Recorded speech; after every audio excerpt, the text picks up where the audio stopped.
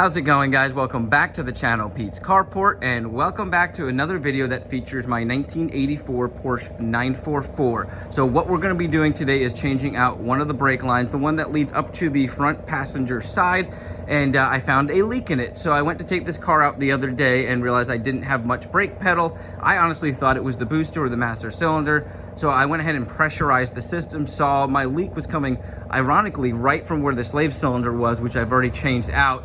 And when I looked further into there, I realized the brake lines kind of went over the torque tube up in that same area.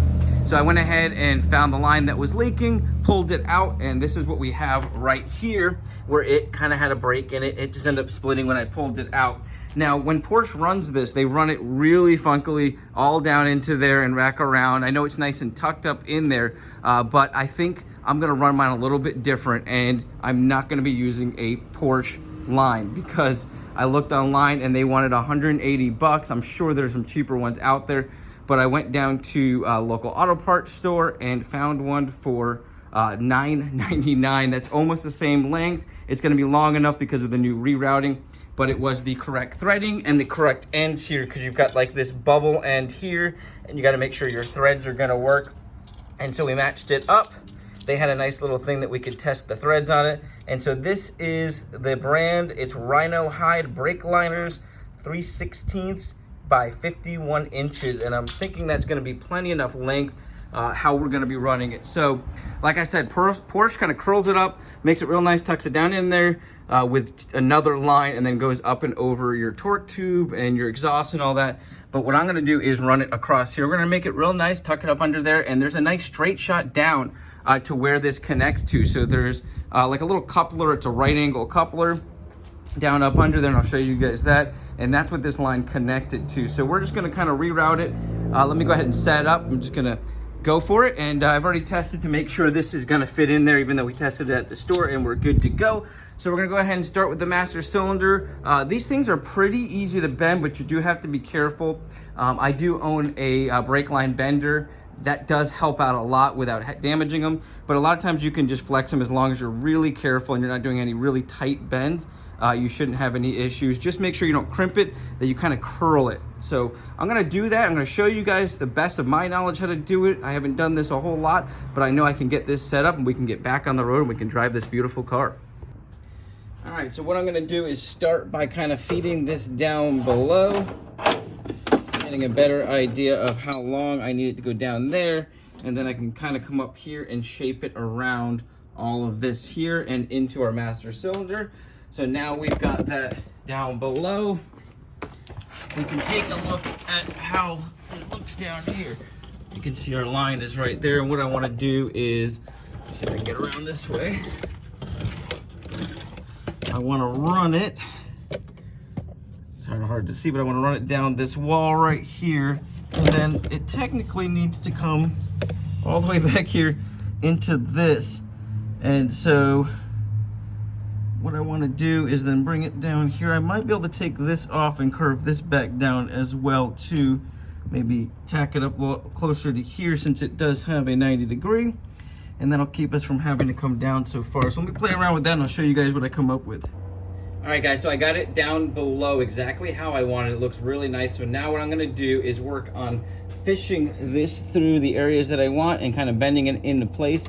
Like I said, just be careful you don't crimp the lines. I'm gonna try to go up underneath a lot of this right here and through that area. I'm gonna work around the other side and kind of pull it through.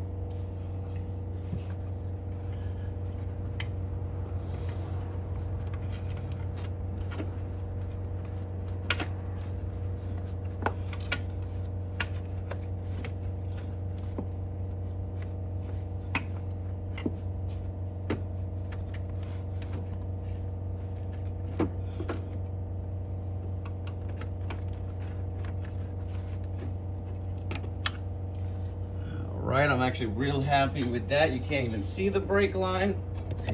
So kind of what I did was, it's right there, fed it along there. We'll come around to the other side here, and you can see it coming right here. So now what I've got to do is our inlet's right here, so I've got to kind of make sure I bend this very slowly. This is where you can use one of the brake line bending tools to make sure you get a nice curve. but I'm gonna try to hand bend it, just be really careful and just kind of bend it into place. So I'm gonna go ahead and do that and connect that. I'm gonna get down below, make sure everything looks good down there, and then we're gonna kind of tie everything up the best we can, and we should be good to go. So I went ahead and got this tightened up. Now that happens to be like one of the harder things to do because you got to angle this properly in there. And of course we had to kind of bend this slowly to get it in there, but make sure you don't cross thread that. I got that nice and tight, and you can see our line goes up and around. You see it right over there. Let me come around the other side, and then it kind of comes down nice and snugly right here up against the frame. I'm gonna get down below and show you guys what I kind of did here. Now, you can do it however you want, as long as it works and you don't damage the lines. But I went ahead and curved this line back around so that my 90 lined up. Now I've got to tack this up against here. You can see the fluid dripping from where the other line was broken. And I thought I was gonna be able to just take these and move them, but they're kind of on a threaded piece. So I'm gonna have to come up with something to tack that up in there. But it's nice, it's not hanging down too low right now. It's not really a danger, but we definitely wanna tack it up so it doesn't come down. And now we've got to go ahead. Our next step is to add some brake fluid, which fortunately I got a bunch of this liquid moly brake fluid from one of my subscribers, which is great. And so we're gonna go ahead and add that. Then we'll go ahead and hook up the Motive Power Bleeder, which has a nice gauge on it here, so we can pump pressure into the system, make sure it holds that pressure. And then we can actually use this to bleed it as well, because we wanna bleed it, and then we'll be able to take it for a drive, make sure everything is running good. So let's go ahead and add our brake fluid, pressurize the system, make sure it holds pressure. We'll leave it on there for a while, and then we'll bleed everything out.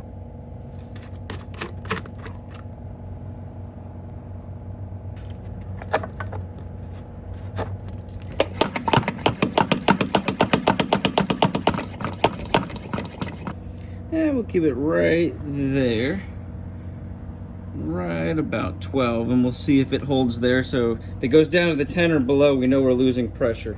Well guys, good news, it's holding pressure. I don't see any leaks. I've looked around, which is great news. And now we can go ahead and bleed the system. And I think you want to get it up to about 15 bars of pressure to bleed the brakes. But the great thing is you can use this device. This thing is amazing. It's definitely paid for itself since I've had it, doing the slave cylinder, now this brake line.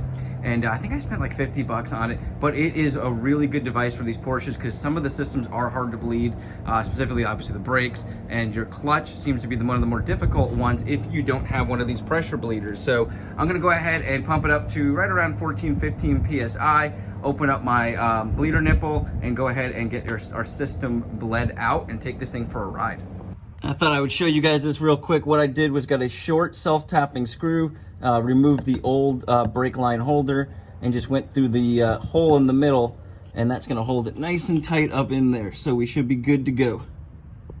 Well guys, once again, a success. I couldn't be happier. For under 10 bucks, we were able to fix our brake issue, probably an hour's worth of labor, and it looks nice. It actually was able to route really nicely. You can barely tell anything is any different than the stock form. And like I said, if you really wanted to, you could tuck it back down and over everything, but I felt like this was a much easier route. I think it's a safer route, and I think in the future, if anything needs to be worked on, this is gonna make it a lot easier. Let me know in the comments what you guys think, and if you like the video, you guys have an awesome day, a blessed week, and I'll catch you on the next one.